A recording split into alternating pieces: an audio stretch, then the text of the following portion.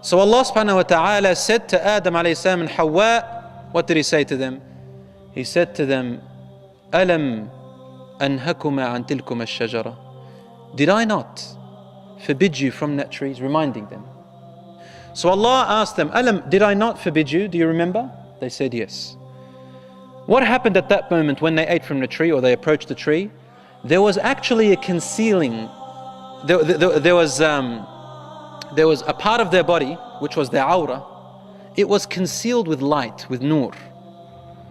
Obviously, yes, there was, intimate activities, but in general cases, they weren't naked, running around.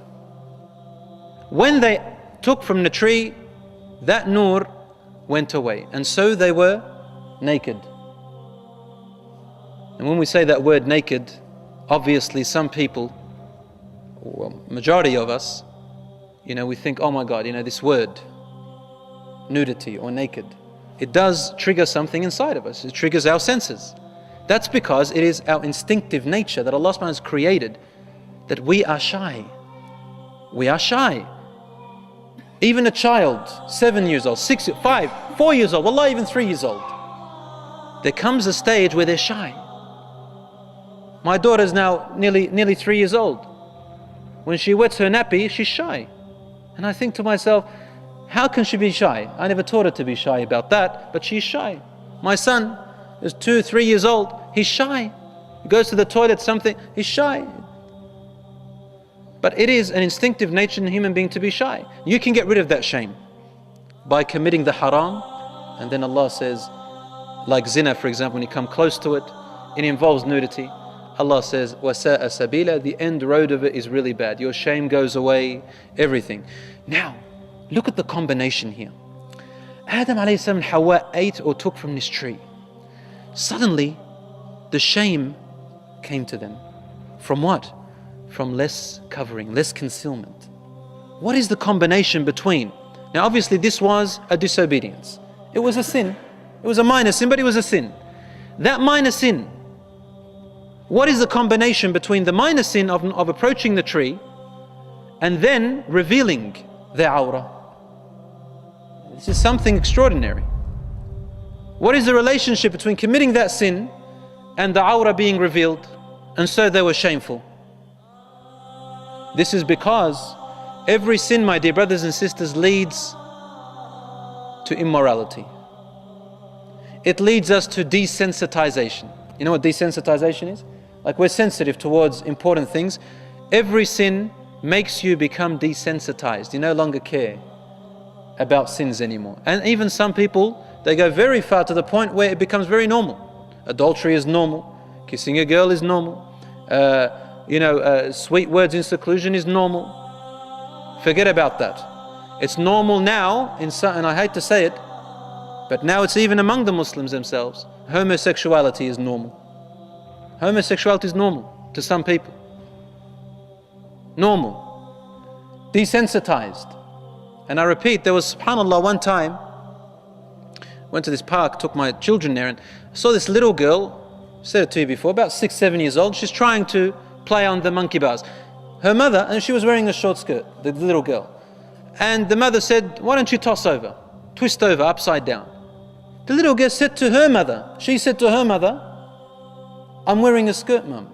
Meaning I'm shy, my underwear will show. That's what she's saying.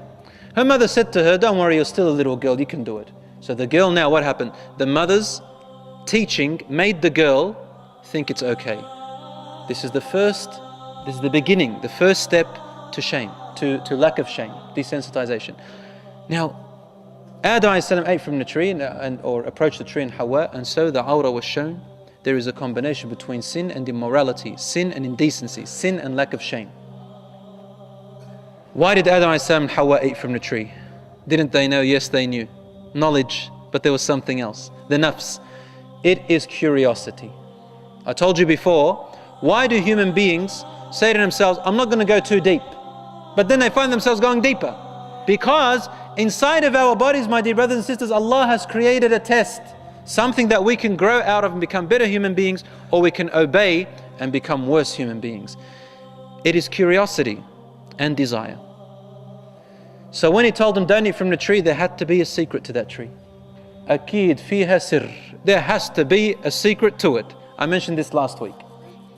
So now Allah subhanahu wa ta'ala, when He forbids something, the curiosity of the human being and his desires say to him, why can't I? Why? Why can't I go and do this? Why has God forbidden that? I don't understand that concept. And so you find, for example, a Muslim sister refuses to wear the hijab because she doesn't understand the concept. Why should I wear it? I don't understand it. It doesn't make sense to me. Tayyib, don't you know that Allah subhanahu wa ta'ala is the one who recommended it for you? Shouldn't that be enough?